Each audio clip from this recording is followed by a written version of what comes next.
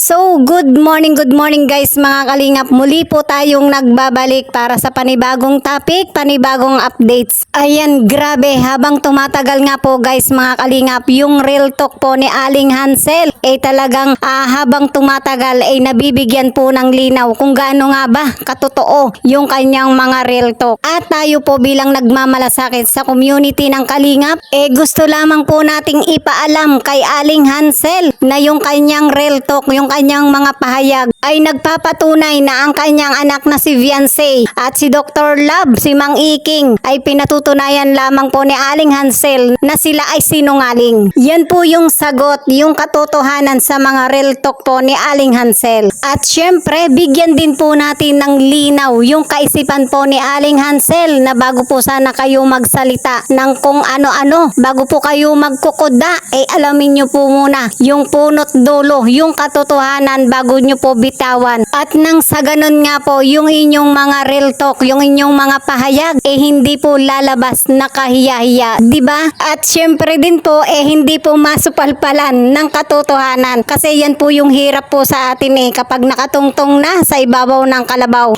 talagang tumataas na yung lipad, diba? At dahil dito guys mga kalingap, bago po natin ipakita yung atin pong pinangahawakang resibo bilang patunay na ginagawa pong sinungaling ni Aling Hansel ang kanyang anak na si Viancy at si Mang Iking. Pero bago po yan guys mga kalingap, palambing naman po. Wag na wag po nating kalilimutang suportahan ito pong ating munting channel. Please po subscribe, like and share my videos. Ayan, tuloy-tuloy na po tayo. Bilang paglilinaw po natin sa isyong ito, alamin naman po natin yung mga pahayag ni Kuya Bal. At syempre, yun pong ating mga clip video na atin pong pinangahawakan bilang resibo. Linawin po natin ito.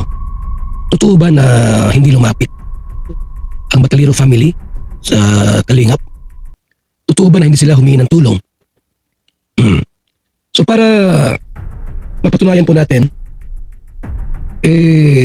maglabas tayo ng mga video mula sa vlog ni Kalingap Rob. Kasi nandun yung resibo yung mga pag-uusap, doon makikita kung talagang totoo nga ba talaga na hindi sila lumapit sa Kalingap. Dahil nga po doon sa salita ni Hansel na hindi raw sila ang lumapit, kundi ang Kalingap ang lumapit at tumulong. So ngayong gabi mas liliwanagin natin sino ba ang lumapit. Alam niyo mga kaibigan, pwede sabihin ni Hansel yon na hindi siya ang lumapit o si Tyberan, sapagkat hindi man siya ang in-scout.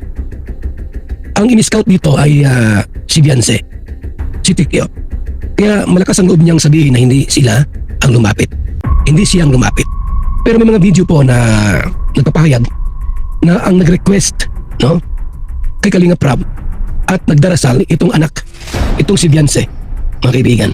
Ito muna tayo sa unang pahina para mas maliwanagan din po tayo dito. Nagtatrabaho po ako noon. For your information po, share ko si kahit po kami naglalabada ay kumakain po kami ng 3 beses sa isang araw. Pinagpapaguran ko po yun para mabuhay ang mga anak ko. Diba? Hindi naman po kami humingi ng tulong. Sila po yung lumapit sa amin para tulungan kami. Ano pala nilapit sa amin itong bago mong na-scout, Dr. Love? Ito kasi ay talagang kailangan din nila ng tulong. Ibig sabihin naglalakad siya ng 2 hours? 2 hours, tapos Galing Pambuan? galing Pambuan. Layo po talaga mga Kalingap. Tsaka walang-wala sila. Minsan naglalabada lang yung tatay at nanay niya.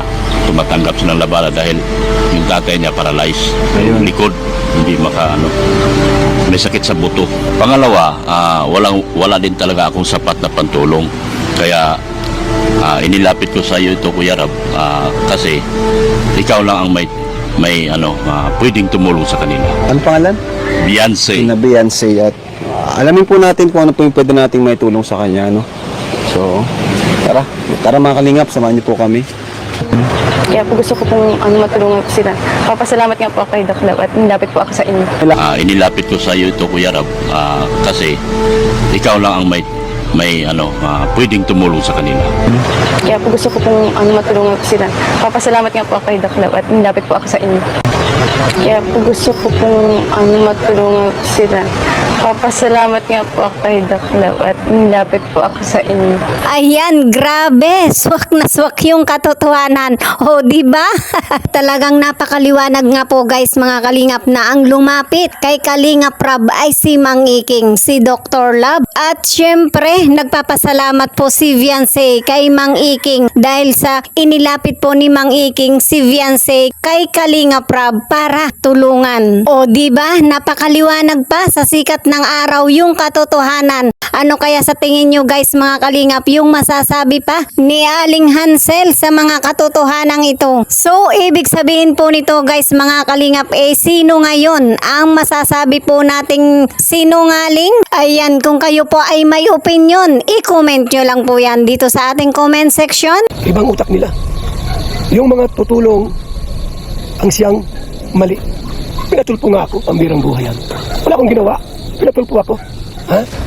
Oh, ang isang Val Santos Matubang pinatulpo nila. Pero sumikat naman ako. Pinatulpo ko rin sila. So, thank you so much po.